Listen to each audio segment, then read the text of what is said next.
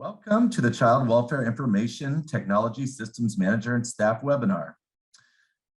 This webinar is brought to you on behalf of the Health and Human Services Administration for Children and Family, Children's Bureau. My name is Phil Breitenbuscher, and I am the host for today's webinar. Today's discussion will be entitled Practical Guidance, CCWIS Contracting and Procurement Part 2. This is the second webinar in a two-part series. During this webinar, we will briefly review part 1 and then continue the discussion on contracting, acquisition, and managing risk. We would like to encourage active participation in today's webinar, and you have a few ways that you can participate.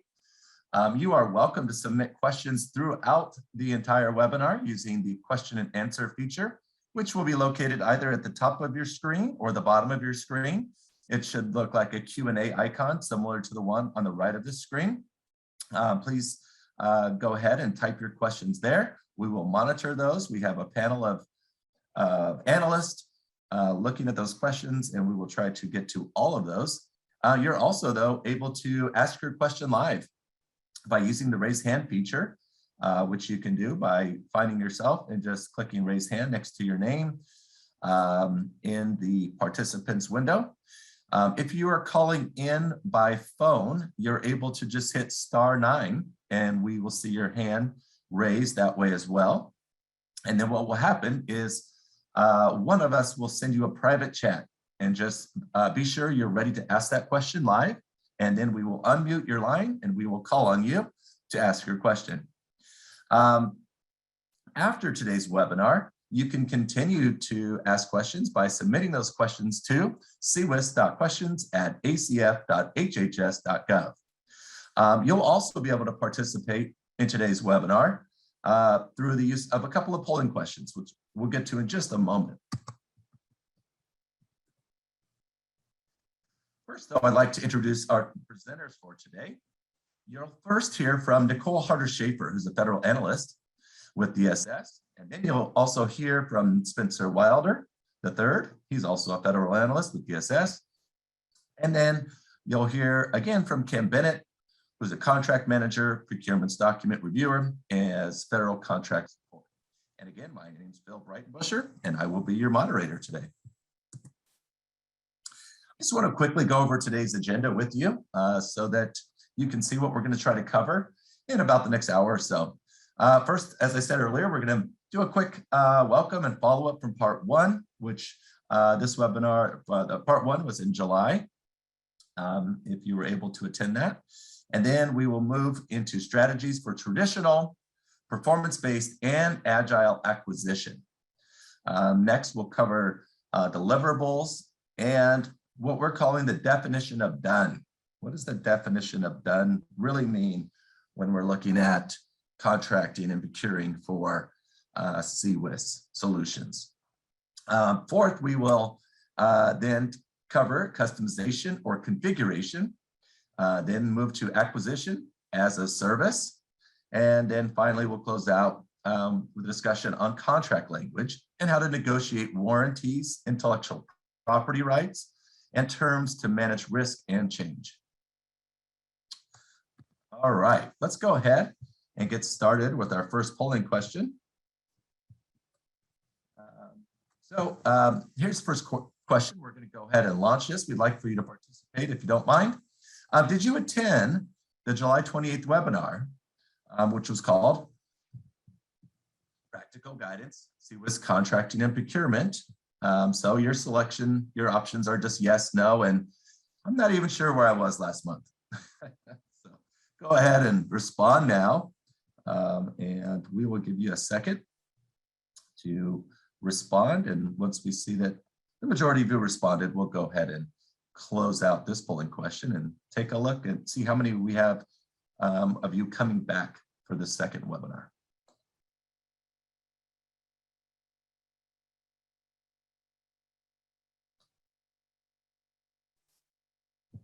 Okay, looks like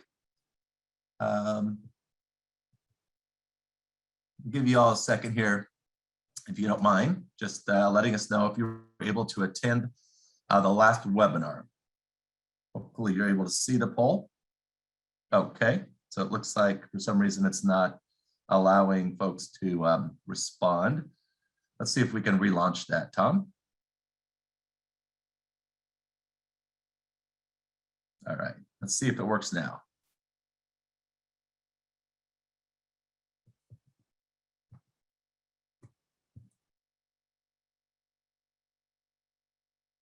Okay, great. And I appreciate also the participants letting us know that it's working. So we just see now that you're able to respond. We'll give you just a second and then we will close this out.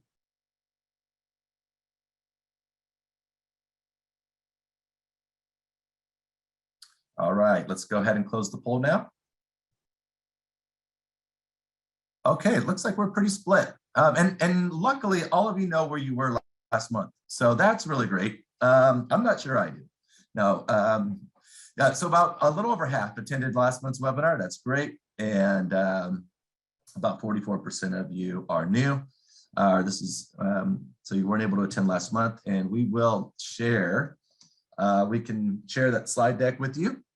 If you just go ahead and reach out to us, and then once it's been through the 508 process, we will post it to the website. Okay, we're going to now move to one more polling question.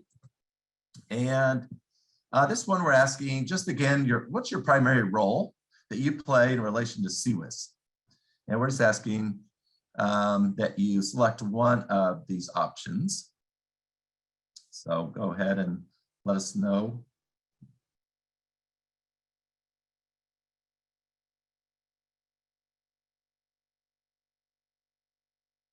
We'll give you just a few more seconds. We appreciate those of you who've already submitted your response. Thank you.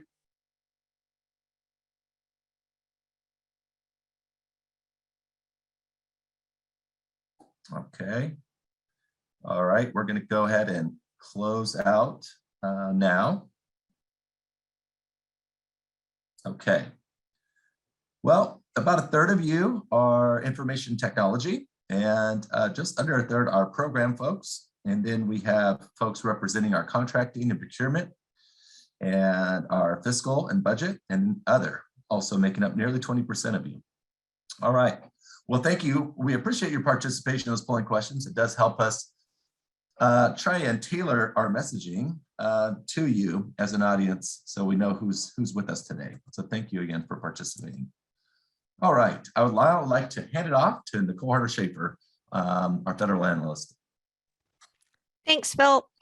So understanding, welcome everybody, that a clear scope of work, clear pricing, and a clear order of precedence work together to support mutual understanding and dispute-free operations. Ensuring this clarity is the most important thing you can do to manage risk to support efficient and economical project outcomes.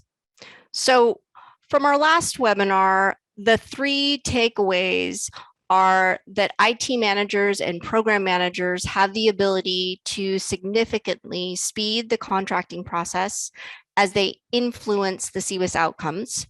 They can do that by developing a clear and comprehensive scope of work and the requirements, and make sure those are included in the RFP.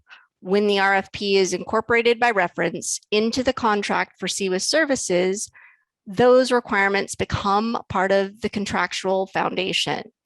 When it's combined with limiting expectations that bidders may take, the contract process can be streamlined with minimal negotiation, making it easier and faster because the requirements are already established.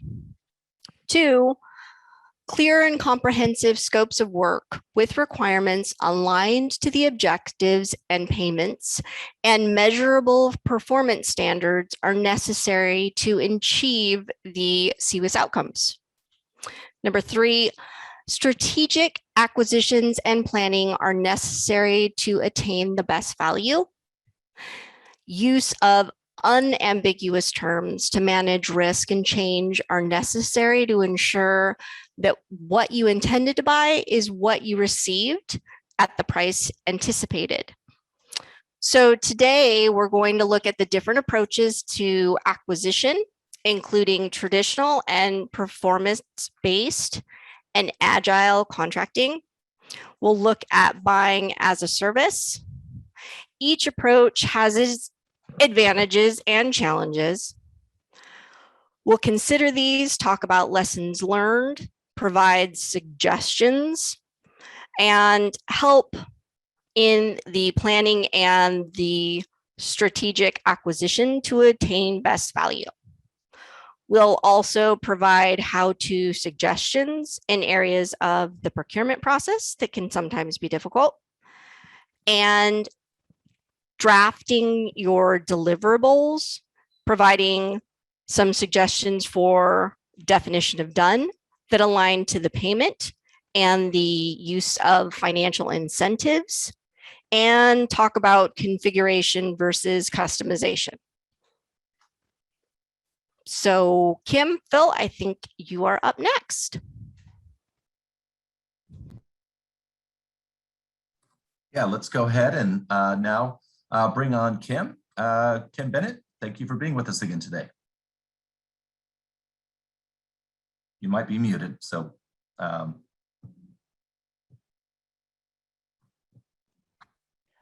Hi, everybody. Thank you, Nicole, and thank you, Phil.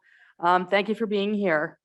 So I'm just going to go ahead and jump right into it on the next slide. And we can look at a comparison of traditional performance-based and agile acquisition.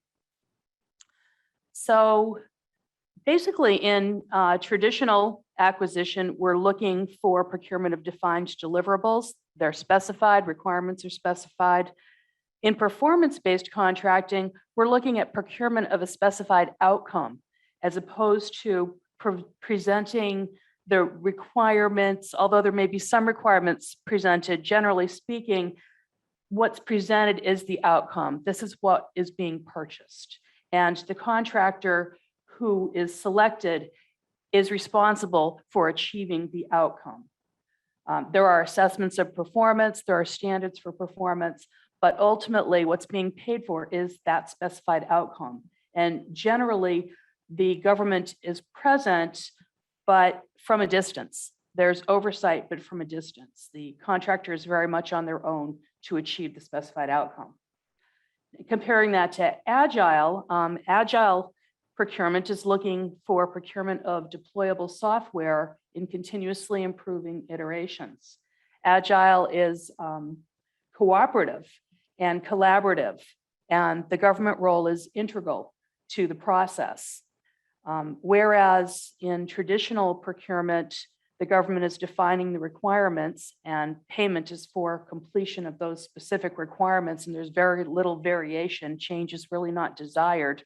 The completion of the requirements is clear and what's required and expected. And likewise, in performance-based contracting, it's the completion of the outcome that's expected. In Agile, the purpose of Agile contracting is to effect change as quickly as possible.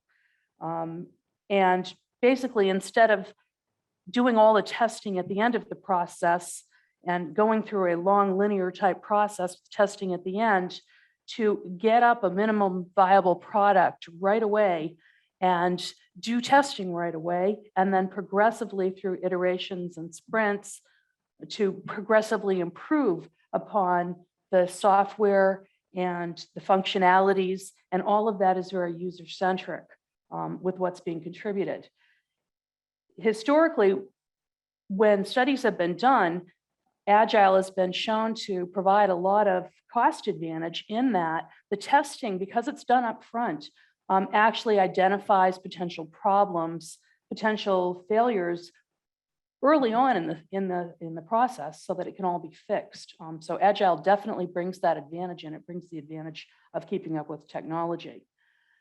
So in terms of contract types in traditional contracting, you can have a fixed price contract or a cost reimbursable contract or a time and materials type contract. In performance-based contracting, looking at the outcome, it's typically fixed price.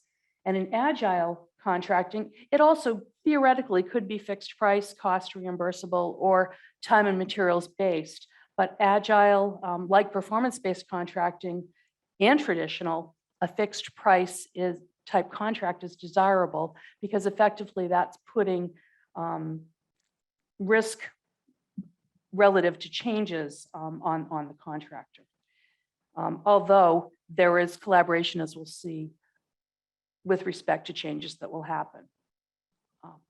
Okay, so for terminology, traditional type contracting would define what needs to be done as the statement of work. We talked about in the first webinar the scope of work, basically the breadth of what's to be accomplished. And performance-based contracting would define the performance work statement. And that work statement would align to measurable performance standards that basically feed up to the achievement of the outcome. And in Agile, there's a statement of objectives. And again, being user-centric, user stories continuously inform the statement of objectives. And the idea is that with continuous feedback and input at each iteration, the ultimate objectives are fed with ever-improving, potentially deployable software that better meet the needs of the users. Okay, next, please. Thanks. Okay, so in traditional contracting, it's basically a directed process. Performance-based, as I've said, is outcomes. Performance-based, like Agile, tends to have minimal reporting. The Agile focuses much less on documentation than on actually being flexible to support innovation and continuous process improvement. It's really about the process in Agile. And that's a collaborative process. The performance-based contracting is a process that is accomplished by the contractor, and government is looking from a distance for the outcome. And traditional is a directed process. So in Agile, it's not directed, it's collaborative. As far as metrics go, the traditional contracting specifies what's needed for the deliverables. In performance-based contracting, there's a quality assurance plan that aligns to the measurable performance standards. And in Agile, again, the metrics are as stipulated for the deliverables that are required, but those deliverables may change throughout the process as there's collaborative input. Traditional contracting may have incentives. It may, for example, have cost plus incentive fee type contracting. It might not. Performance-based contracting most often does involve incentives. And the incentives typically are presented as performance standards, which are defined as standard, positive, or negative. So you could think of it as standard, a +1 performance, or a little less than standard, but still acceptable. And payment will actually be aligned with the actual achievement of that performance based on the quality assurance plan. So in Agile, you also might have standard, positive, or negative incentives based on metrics. Although I've not been seeing that all the time in the procurement documents, it's strongly suggested by me. In my experience, if you use incentives, you're much more likely to get the outcome that you want. What I have been seeing in the Agile procurement documents is a very strong focus on the process, and that's what Agile is all about. But focus on the process to the exclusion of the outcome will ensure that what you get at the end of the day is a process as opposed to the intended outcome. So incentives is one way to make sure that you do in fact get to that intended outcome. As far as deliverables go, in traditional contracting, there's a specified deliverable, and that might be for goods or services. In performance-based contracting, it's the outcomes, again with incentives, and the outcome that's desired and the units of measurement will be established and presented in the RFP typically. For Agile contracting and development, again, it's the deliverable really is working software on a progressively improving cycle. Next, please.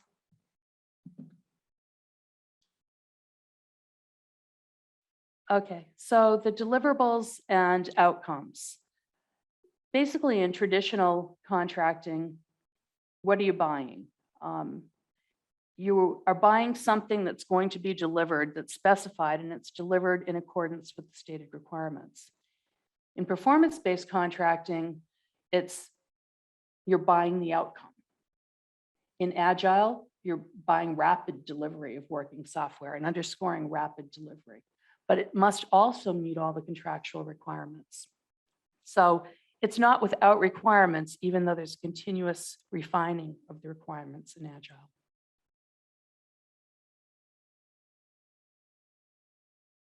Traditional contracting is plan-driven. First, you have the fixed requirements that will achieve the intended outcome. And from those, the resources needed and the schedule are estimated. And a formal change process is needed for changes to the requirements. Whereas Agile development is value-driven.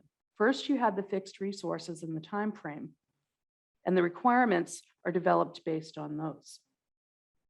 Traditional contracting results in value, but Agile contracting actively and continuously seeks improved value through a collaborative approach. Next, please. So here's what they have in common. Successful outcomes are dependent upon clear, unambiguous meaning, affirmative language, plain language, consistent definitions, alignment, and that would be alignment of the objectives all the way through the deliverables, the tasks, and all the way to payment. And successful outcomes are dependent upon measurable performance outcomes, underscoring measurable. So all of these things, in the first webinar, we provided 12 strategies to manage risk and change. And all of these things that traditional performance-based and Agile contracting have in common, actually for successful outcomes, are strategies that were within the 12.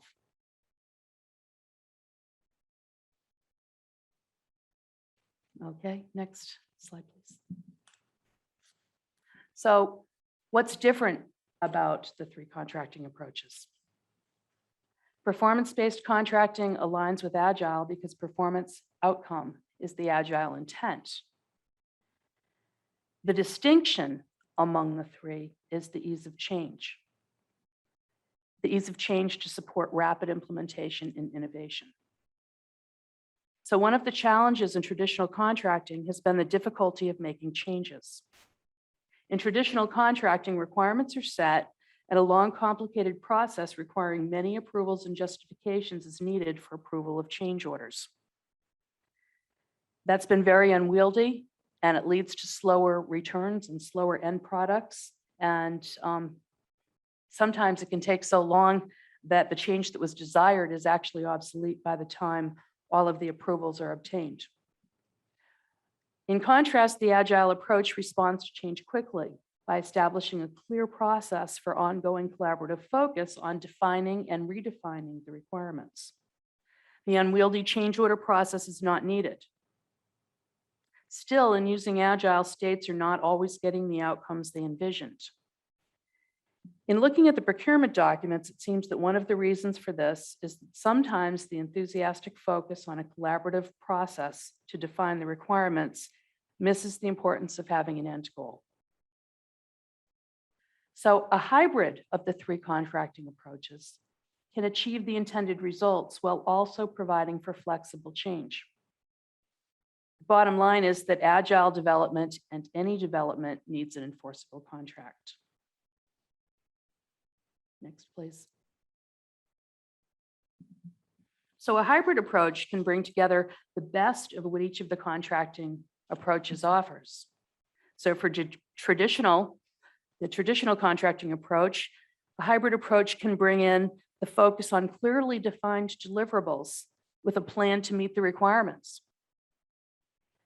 It can bring in the best of Agile in that, while Agile brings a deliverable of working software that is less than fully defined, it also includes a process for collaboration for the best possible outcome and a process that's user-centric.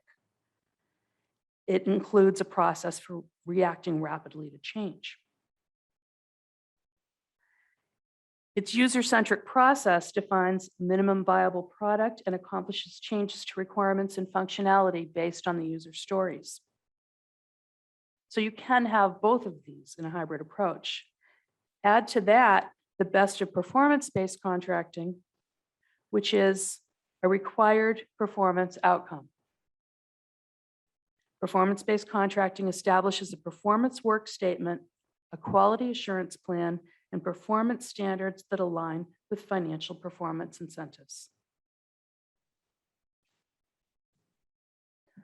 Next, please. The hybrid advantage is that Agile identifies potential failure earlier, enables rapid, efficient changes. That will help you keep it flexible for innovation, creativity, and continuous process improvement. The hybrid advantage includes performance-based contracting as it specifies and pays for a desired outcome. That will help you get the outcome you want.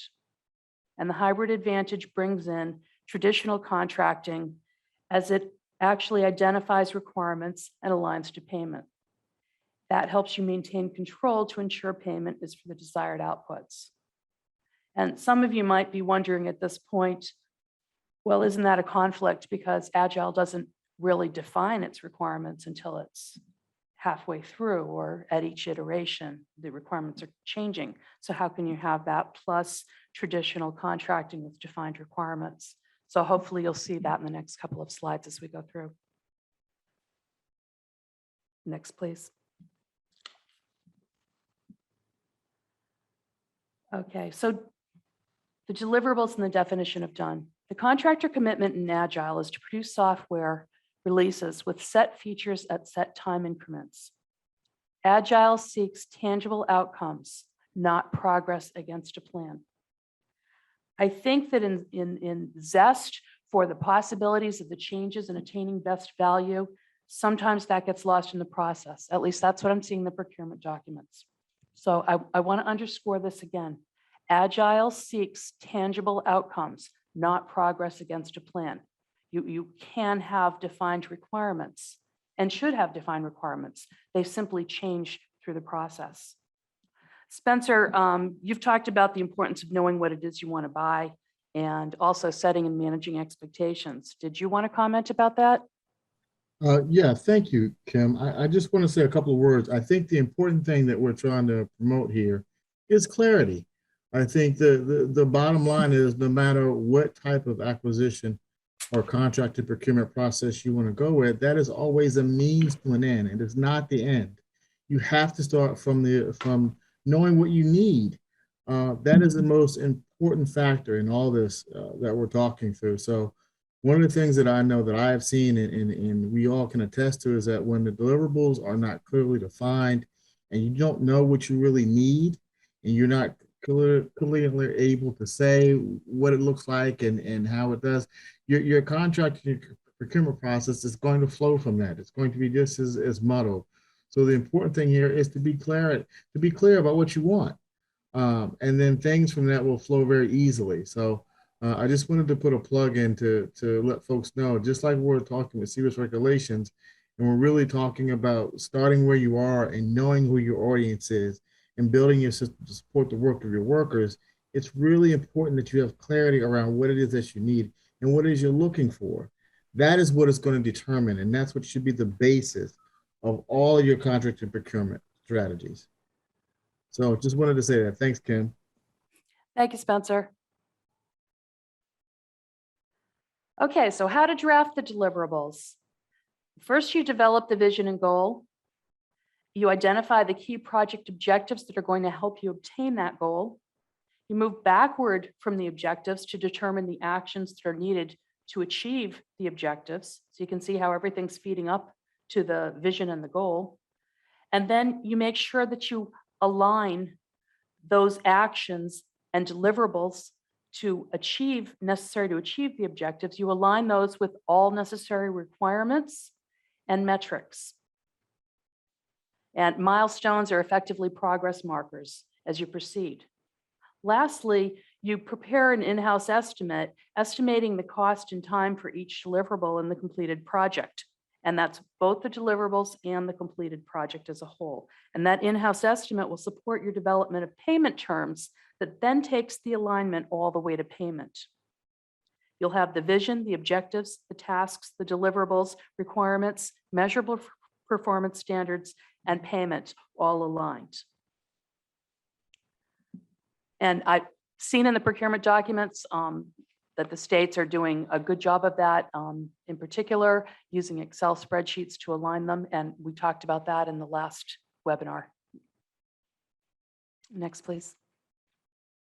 So for definition of done, Spencer just talked about the importance of knowing what you want to buy. Basically, when you have the definition of done, you need a minimum viable product. And that's usually established at onset. And you could look at it like you add a functionality. So your minimum viable product is the minimum functionality, the minimum deployable software for that first iteration. It's your basic, the fundamental piece that you need. And then you have different functionalities that you could add, which would be basic plus one. So what you want to do with Agile so that you can combine having defined deliverables, but still keeping that all open to that process that allows for that collaborative change that gets you the best end result, is take those plus one functionalities that are developed through user stories and use them as trade-offs. So one thing that Agile does is it doesn't require that lengthy change order process, and it gives more authority at the project level for IT managers, program managers to, as part of the project process, create the change to requirements. If you do that in a manner that implements those changes as trade-offs for value, you start with established minimum requirements. And then as you're informed by user stories what the real needs are, then those are traded off. You need a definition of done for every deliverable and for the whole project. And you need a definition of done that includes performance standards, performance incentives, and I want to recommend strongly that you consider a retainage for the definition of done for the entire project. So states are often going through enthusiastically the Agile process, which in theory should get you to the very best result. And sometimes there's disappointment that the end result isn't really what was expected. And we've talked in the last webinar about sometimes everybody can do a really good job on their piece, but if it's in a silo, their piece might be really great, but the pieces don't all connect. So if you hold back a retainage, for completion of that larger vision, that larger outcome, then that's what you're going to get. If you buy a process, you're going to get the process, and you might get a never-ending process and feel frustrated. And sometimes contractors feel frustrated too, because they aren't exactly sure what the agency wants. But if you have definitions of done, both for every deliverable, and those definitions of done also speak to the requirements, and you also have a definition of done for the project as a whole, and payment, final payment of retainage only happens based on that definition of done for a whole, then you're going to get what you want to buy. Next, please.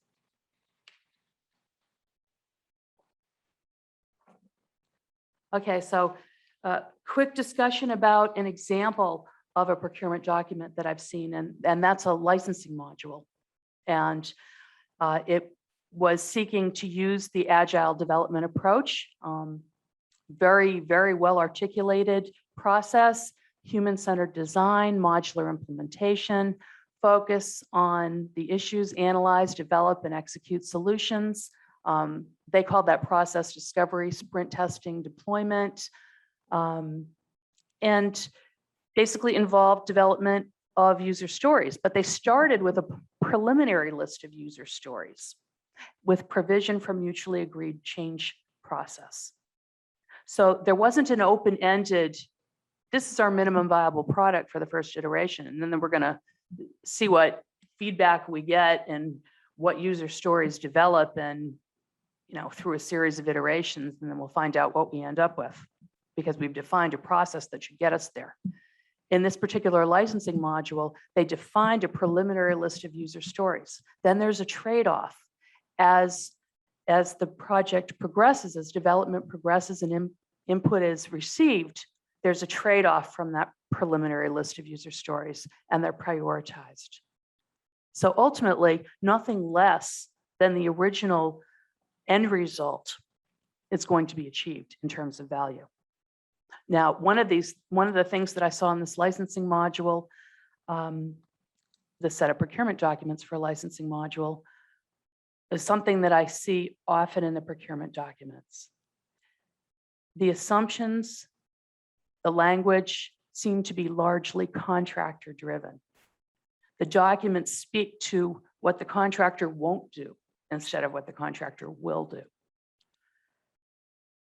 I would hope that agencies and individuals within agencies would understand that they have the ability to define what the contractors are going to do, even though it's agile, even though it's collaborative. There are still roles, and at the end of the day, the agency is still hiring the contractor. I think sometimes contractors can present as very confident. We don't change our terms and conditions. These are the terms and conditions we offer. This is the warranty period we extend. And there's a sense that that can't be responded to. That's cut in stone. So I want to tell you that what I'm seeing in the procurement documents is many times there were opportunities for the agency to step back in and say, but we need a longer warranty period. And that's not done. So I'm not sure how to say it other than don't be walked over by confidence of contractors who might have more experience in this process.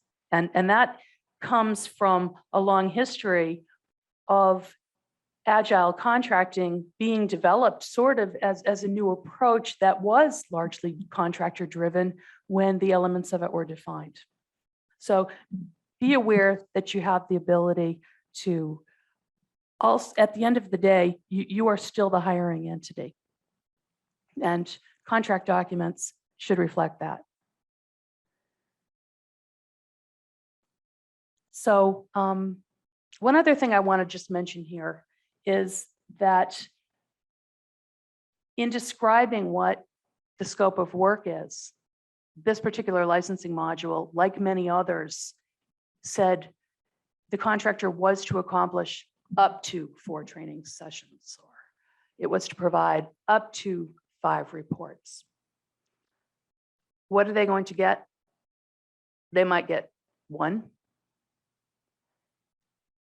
Even though it's agile is collaborative, even though requirements will change collaboratively with trade-offs, the initial baseline requirements need to be established.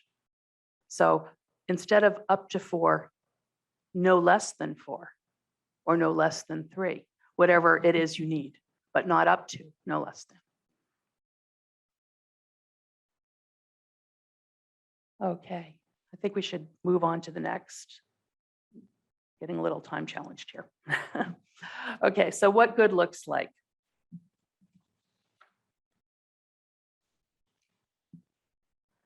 How well does the definition of done capture the functionality of the user stories? How well does the process enable collaboration and change to support improvements? How well do the requirements align to measurable performance standards? Is there a definition of done for both deliverables and for the project as a whole?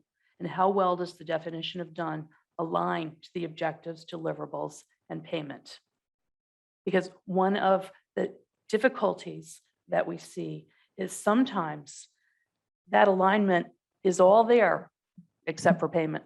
Somehow there's an alignment of what's going to happen, but then payment doesn't directly correspond to what is happening in the project process. So full alignment. And then add to that measurable performance incentives. And instead of saying standard performance, standard performance +1 will get you this incentive and this amount of payment more, or standard performance that's almost there, not quite what we wanted, will get you, effectively what's a disincentive. Look at it as good, better, and best performance. Define measurable performance standards for each of those and require better. And then your incentives would be +1 for best and -1 for good. Nicole, you've talked about dependencies and the program management standpoint in definition of done and what good looks like. Did you have any comments on this? Thanks, Kim. Yeah, making sure that at the end of the day, you understand your system dependencies, understand from a program standpoint, the definition of done, and also understanding the internal approvals that you need to support your IT managers and projects and their ability to get the sign off on changes and alternatives without the obstacle of full change orders. So just really making sure all the right people are in the room and understanding the full process to get the work done that you need is vitally important to this. Thanks, Nicole. Okay, so we're going to look at configuration or customization, which is one of the questions that agencies have and one of the decisions that agencies make. So commercial off-the-shelf software, also known as COTS, is defined as those proprietary software products that are ready-made and available for sale to the general public at established catalog or market prices.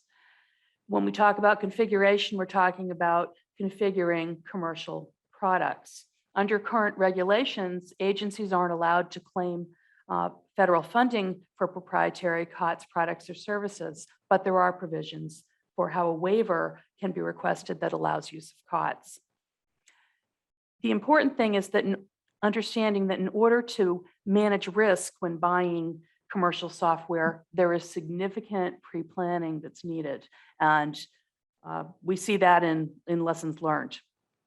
That pre-planning will include not only defining the initial requirements, but developing a life cycle support plan for the commercial software. And that's where the challenges really reside. Understanding the intellectual property rights associated with using COTS for CCWIS solutions is important because when developing a life cycle support plan for commercial software, the planning for continuity, upgrades, and costs will all be impacted by the intellectual property rights. The benefits of COTS are that potentially it eliminates or reduces development time. In fact, not just potentially, it does eliminate or reduce development time. Although that said, there's a lot of customization that can happen with COTS. And so the development time reduction may not be as reduced as you might think. This is why it's very important to do a full analysis before going down this path. Another benefit is that it's easy to keep up with new technology improvements. Somebody else is handling those upgrades. And lower lifecycle costs can be possible with less upfront investment. But it's important because that's not necessarily always the case. In fact, it's been seen often that at the end of the day, because there are unbounded licensing costs that may be associated with that and costs that may present over time as there are needs to change, it may not be so that the life cycle costs are lower. So it's very important that the agency looks at all of these things. Disadvantages, the systemic impacts may be difficult to anticipate. The proprietary functionality embedded in COTS may basically result in the fact that there are limited sources who can provide it. If one source goes out of business, that can be a problem. The ability to upgrade may be limited. The agency might need an upgrade, but there's vendor specified periods of time in which the vendor will make a unilateral decision as to whether it's going to upgrade. Limited design information may be provided to the agency. Use rights may be limited. There may be unknown future costs associated with the licensing agreements, and standard terms and conditions can limit the vendor's liability. There's no obligation of the seller to provide supply chain information, and the seller may well know that 6 months down the road, there's going to be a major supply chain problem, and there's not necessarily any obligation to let the agency know that. So there's limited risk visibility and potentially unforeseen costs to integrate, change, or upgrade COTS. The things that an agency needs to do to manage these risks, and it is possible to mitigate the risks. Sometimes, I don't want to say it's always possible. An agency needs to really make its decision, and to assess the risks involved with using COTS, the things that are actually required as submittals or suggested as submittals for obtaining a waiver to be allowed to use COTS, I think is a good roadmap to analyzing risk. The agency would do a feasibility study to justify the use of COTS and include business, technical, and financial analysis. They would do a cost-benefit study. The agency should look at how the agency is going to transition to another solution if it can no longer use the COTS product or service, and how it's going to ensure federal rights to access system documentation. That goes to IP rights. It needs a risk mitigation plan that's going to address the agency's ability to meet its needs for ongoing modifications, given that release schedule that's made by the vendor.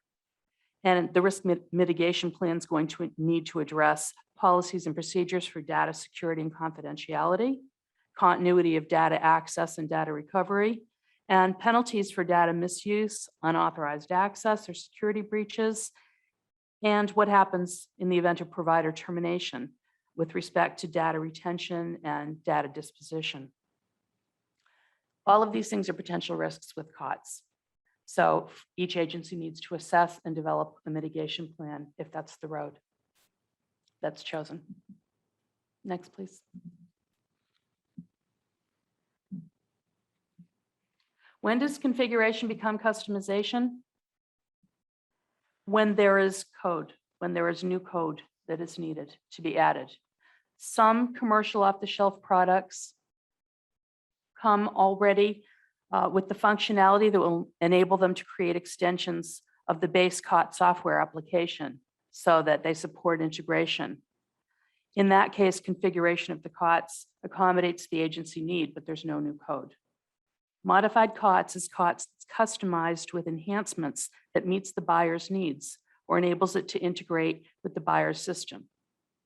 COTS becomes modified COTS when there's substantive new code developed to enable integration or use. Next, please.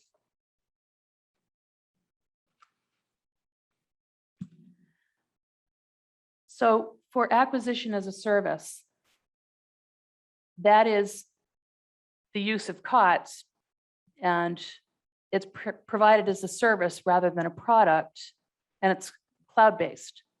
These definitions are provided in this slide simply as a reference point for you to underscore the need for definitions in your contract. The definitions of infrastructure as a service, platform as a service, and software as a service, the three types, the three models that are used for as a service acquisition, definitions in the contract documents are not always the same. So to remind you and underscore the importance of making sure that the definitions across the contract documents are all the same, this slide presents the National Institute of Standards and Technology definitions.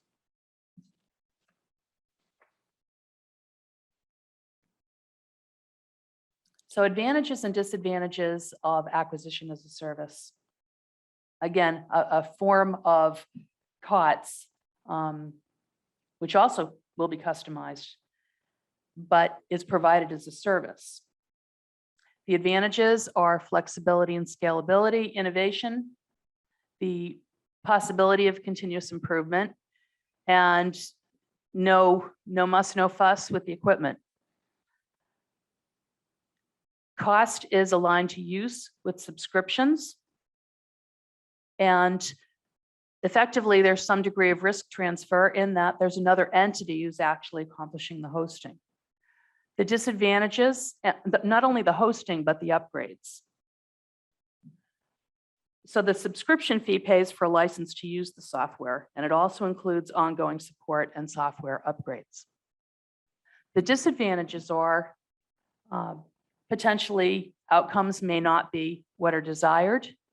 There are concerns with respect to continuity, and risk management plans are needed to ensure that. If the vendor goes out of business or supplier is limited, you have all of the same concerns that go with using commercial software.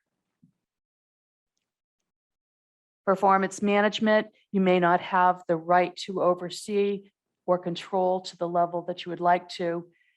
And again, as we talked about with COTS, over the life cycle, it actually may cost more. Data security may also be an issue in that there's less control for the agency. And it is important that the agency should always own its own data that's stored in the database. And it will be important to make sure that that is contractually clear. Next, please. So key decision points for acquisition as a service are choosing the cloud service and deployment model. The deployment model meaning, is it going to be a public cloud, a government cloud? That's probably beyond the scope of what we're talking about here, but I'm sure most of you know that that goes to securities, FedRAMP program. So what you need in terms of your security is going to inform what type of model you need. Key decision points are around the basis of payment. Subscription is effectively a license based on use, and it's limited to the amount of time that you're purchasing. So there's a misconception that buying COTS means that over time, you're going to have continuing rights to those upgrades. When you are acquiring as a service, you're buying based on that particular time that you've purchased. And while you may actually purchase perpetual license rights to use the product, you are not necessarily entitled to ongoing rights to upgrades. So agencies could be surprised with unexpected costs. We've talked about end user terms of service and how contractors may present them as non-negotiable. I would take that with a grain of salt because really everything's negotiable. And again, at the very least, you should be negotiating that terms of service and pricing are no less than what is provided to every other customer. In the first webinar, we talked about how you can effectively negotiate the terms you want without negotiating by providing them clearly in the RFP documents within the scope of work and allowing for very little variance. Roles and responsibilities are very important in considering acquisition as a service. They must be clearly defined. If you leave ambiguity as to who's responsible for what, you can be sure that the agency will be responsible. And in particular, underscoring making sure roles and responsibilities are defined with respect to security and privacy. Continuity and ensuring continuity. And again, that life cycle cost and doing adequate cost benefit analysis is important. Next, please. So there are templates available. This link provides a resource to you that gives you example terms and conditions for each of the three types of acquisition, whether it's platform or infrastructure or software as a service. And this particular guide includes a comparison of 26 clauses that have different language that would be appropriate depending upon the three service types. And I do want to caution you, I think this is good language, but I want to caution you that it's a baseline that industry stakeholders participated in the development of this language, and you absolutely can improve upon the risk management language that's here as guides whenever possible. I would not recommend any blind incorporation of language from any resource document because you can always look at what will best protect your agency. And one really short example, for example, a piece of language relative to business continuity and disaster recovery might say in this document, for example, the service provider will provide a business continuity and disaster recovery plan upon request. So how about improving that with the service provider will provide a business continuity and disaster recovery plan that is acceptable to the agency upon request.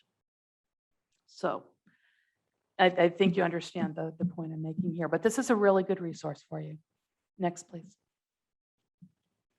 Okay, the last section of this webinar, I'm going to go through in about 3 minutes, negotiating contract language.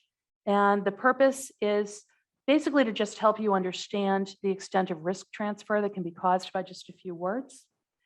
And also that you have the ability to counter or just say no.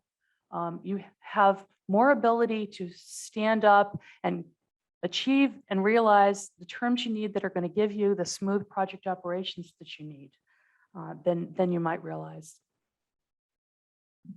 Next, please. So very quickly, this is the regulation that is relative to software ownership and license rights. When you're thinking about this, do make that distinction over ownership versus license rights. So there are a couple of important things to see in this. And one is that in section A here, the state or local government must include a clause in all of the procurement instruments that give the state or local government ownership rights in all software or modifications and all associated documentation that are designed, developed, or installed with federal financial participation. Simply referencing 45 CFR 95.617 really doesn't fully achieve the intent of this. The intent of this regulation is telling the state and local government, it's telling the government what the government must do. You must include a clause in all of the procurement instruments that assures the state these rights. So simply referencing 95.617 is confusing in that it talks about this subpart, for example. So in a minute, I'm going to give you a suggestion of how you might approach that. I want to call out to your attention that section B is calling for a royalty-free, non-exclusive and irrevocable license for the federal government to reproduce, publish, and otherwise use, and authorize for others to use for federal government purposes, the software modifications and documentation. So the first part is about the state, the second is about the federal government. All of them are about the software modifications and documentation.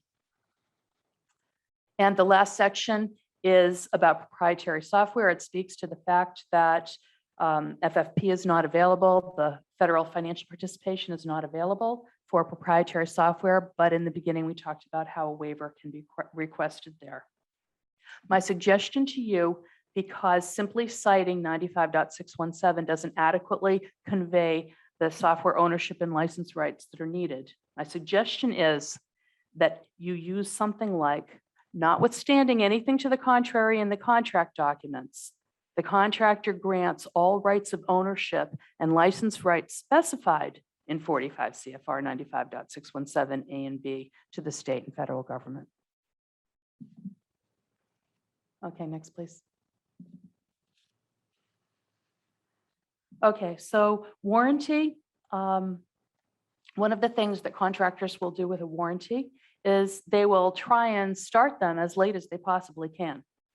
So you want to look at not only the amount of time that a warranty extends, but also when it starts.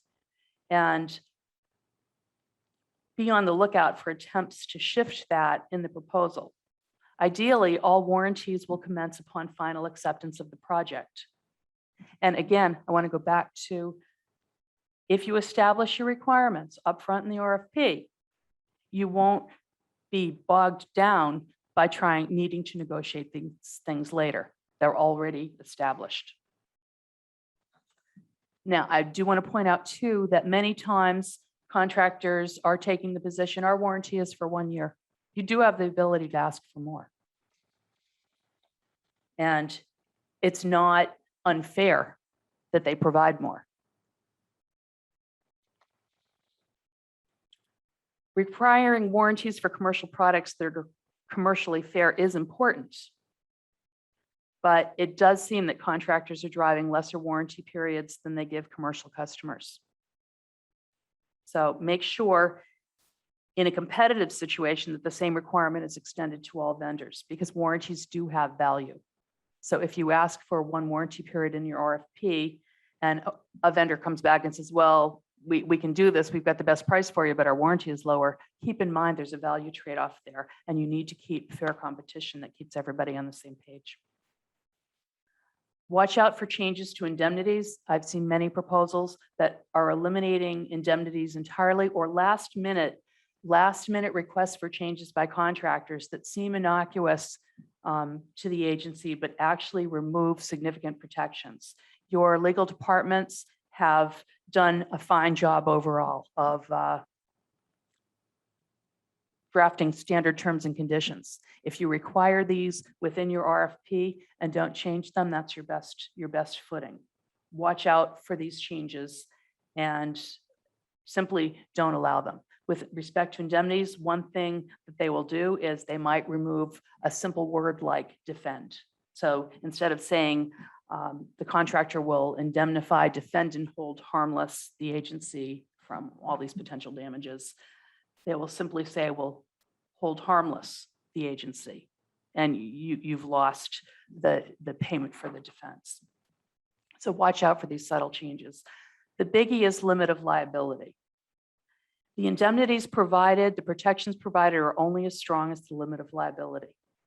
And in all likelihood, at the very end, the number one thing that contractors are looking for is to reduce that limit of liability to the extent that they can. So be on the lookout for that. Likewise, the insurance in many cases is only as good as the limit of liability. So you might have what appears to be a $5 million piece of insurance, but if your terms have been modified at the end such that the limit of liability isn't there, they're not accountable. So again, the message here really is establish what you want in the RFP and do not allow variance from that. And we showed some examples in the first webinar of how that can be done and how states have done that effectively. Okay, I think we're almost at the last slide here. Okay, a biggie is deemed acceptance and negotiating. And when I say negotiating again, I mean establishing terms, effectively establishing terms and not allowing changes to those established terms is the same thing as negotiating what you want. One thing I'm seeing is that via proposals, there's negotiation happening that suddenly there's deemed acceptance. Acceptance is important. It should always be at the sole discretion of the state. Be careful not to allow for the incorporation of deemed acceptance if the state doesn't respond. Termination for convenience is required under the regulations. So language needs to speak to that, and there need to be remedies for that. And let's see, the last 3 bullets are contractual terms that provide protections that relate to high-risk points of transition, force majeure. Be on the lookout in force majeure clauses, and those are the clauses that basically say that in the event that either party is unable to perform any of its obligations under the contract because of natural disaster, flood, war, public enemies, acts of God, terrorism, strikes, fires, et cetera, essentially that the parties are off the hook for performance. That's the force majeure clause provide for that. But be careful because contractors will often try to remove their responsibility for their subcontractors within that clause. So be very careful that you read those words and don't allow changes. You always want the right to direct changes. That's critical to continuity, and there can always be equitable adjustment made after the fact. So watch out for potential requests for language that void or do not to take away or remove the right for the agency to direct changes and really secure that continuity that is essential. Next slide, please. Okay, and this is the conclusion. These are the takeaways from webinar part 1 and part 2. There are 3. The first is Agile acquisition offers rapid response to change that can keep pace with technology while fostering innovation and continuous process improvement that are integral to CCWIS. States have not always received the anticipated results due to organizational systems designed to support traditional rather than agile procurement. But a hybrid approach combining elements of traditional, performance-based, and agile acquisition can overcome challenges to achieve the intended outcomes. Knowing what you want to buy and articulating that clearly in the contract is key to achieving the desired outcome. If using an agile process, always ensure that the contractual commitment is to produce software releases with specified features at specified time increments, working software reflecting required outcomes, not progress against a plan. And in all CCWIS contracting, regardless of acquisition approach, and that would be the next slide. In all CCWIS contracting, regardless of acquisition approach, a contractual foundation that is clear, unambiguous, and comprehensive, with aligned requirements and measurable performance standards is essential to achieving the intended outcomes. Strategic acquisition and planning are essential to attaining best value.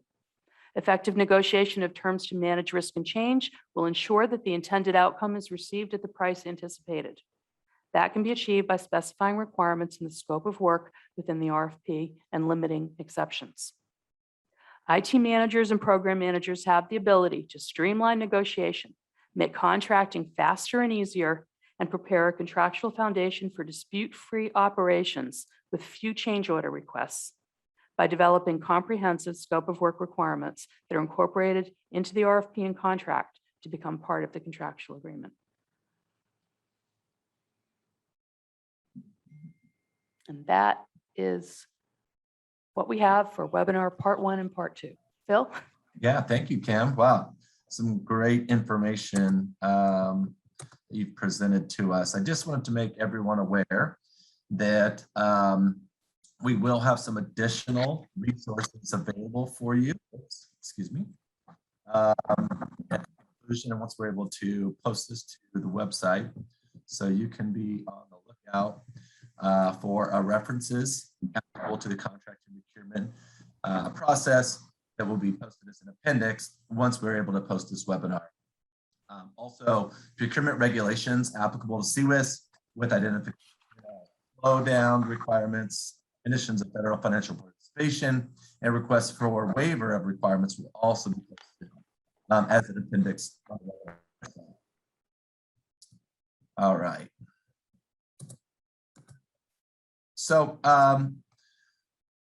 this again is a chance for us to encourage some participation. We did see a few questions that have come in to the Q&A function. Thank you for submitting those. You can continue to submit your questions using that Q&A or question answer feature at the top or bottom of your screen. It looks like that icon that we have to the right, or you can also raise your hand and we can unmute you. Some of you may think, well, a question comes to you right after the webinar has ended, and you can either email that question to cwis.questions@acf.hhs.gov, or you can also, of course, follow up with your analyst.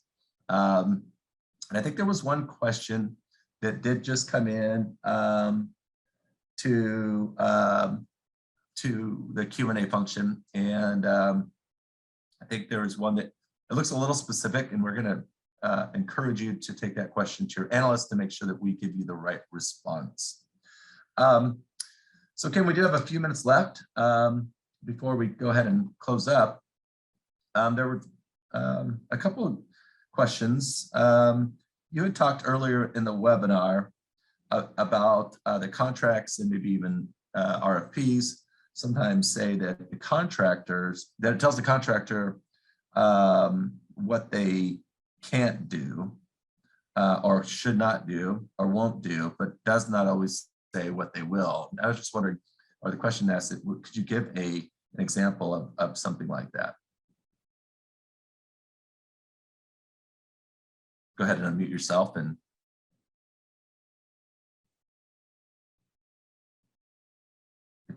Okay, here we are. Sorry, I was muted.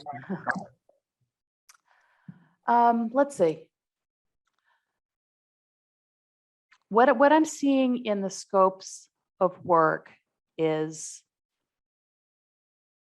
much content around what the agency needs to do. I'm seeing scopes of work that if you were to bullet the responsibilities, they are far heavier on the side of what the agency is responsible for than the contractor. So for example, the agency needs to provide its acceptance or its reasons for not accepting with a turnaround of 3 business days. But effectively, there's no time frame in which the deliverable must be provided by the contractor. So on the face of it, if you look quickly, it appears that there's a time frame, maybe the contractor has to provide it a specific deliverable within 10 days of something else happening. But when you really read the language as it ends up, there's all kinds of caveats that essentially allow the contractor to not meet that time frame. Yet the agency is still bound in many cases to timeframes that sometimes even appear almost on the edge of unachievable. I'm not sure it's ever reasonable to guarantee that something will be turned around within 3 days. So that's what I'm seeing very consistently in the contract documents, is what appears to be the contractors really driving that, how that final scope of work is conveyed. And so I would just hope to convey to everybody that it doesn't need to be that way, that defining requirements in the RFP, requiring fair requirements, and keeping in mind that, in fact, regardless of the level of collaboration that's desired and is planned for, and collaboration is, of course, a good thing, the agency is still the hiring entity. And the scope of work should be affirmatively saying the contractor will do this and they will do that. And for example, the contractors will also say in their proposals, our solution has the capacity to do this. Our solution can do this. Our solution can do that. Many times the clarity is not there that the solution will do this or the solution will do that. And it's required that the solution, as part of what is going to be provided in exchange for that fixed price, it's not always clear that that's going to happen. So hopefully that answers the question. Yeah, thank you. And I'll just, again, any of these questions, if Spencer or Nicole want to jump in, that's great too. And just a reminder, if you use the raise hand feature, which is great, we will send you a private chat just to confirm that you actually do want to ask a question live. And so that way we don't put anyone on the spot. So thank you for monitoring your chat if you have your hand up. Again, I think, Kim, you can take a stab at this, or others as well. And it looks like we do have just a couple more minutes for some questions. So here it is. What is an example? Oh, you had talked about this earlier too, Kim. What's an example of supply side changes in COTS that you might want to try to mitigate down the road or be careful about? Okay. So for example, a company can simply go out of business. That's right off the bat. What happens if your supplier goes out of business? Or if they're sold? So you could develop a list of possible alternate resources. What happens if your supplier of COTS stops providing technical support to their product, but the system is still dependent upon that fundamental product? So the ways to mitigate this are simply to develop alternatives. And if there aren't enough alternatives, then maybe making a decision that that's not the way to go. Awesome. Well, thank you. Okay, I'm not seeing any other questions right now. So I'm just going to move us forward here a bit and just kind of allow Nicole and or Spencer both to provide some closing remarks. And I want to turn first to Nicole, if we can. Hi, thanks, Bill. Just thank everybody for attending today. And as always, your best source of information is your federal analyst that is working with you because they know the intricacies of your state. So definitely reach out if you have any questions that weren't answered today, or as Phil mentioned, as you're thinking about the webinar, come up later for you. Awesome. Thank you, Nicole. And Spencer, did you want to add anything else? Just seconding what Nicole said, and just thanks folks for attending. And just here again, make sure if there are any questions, please reach out to us. That's what we do. We're here to partner with you and try to figure out the best way to pursue CCWIS. So feel free to reach out and ask us questions. Awesome. Well, thank you both. Thank you, Nicole. Thank you, Spencer. And again, big thanks to Kim. That was some great information that you provided to us today. We appreciate you. And also we appreciate all of you participants out there and for the work you're doing on behalf of children and families. Thank you for your important work. And thanks for attending our webinar today. That will conclude today's webinar. We appreciate you being here.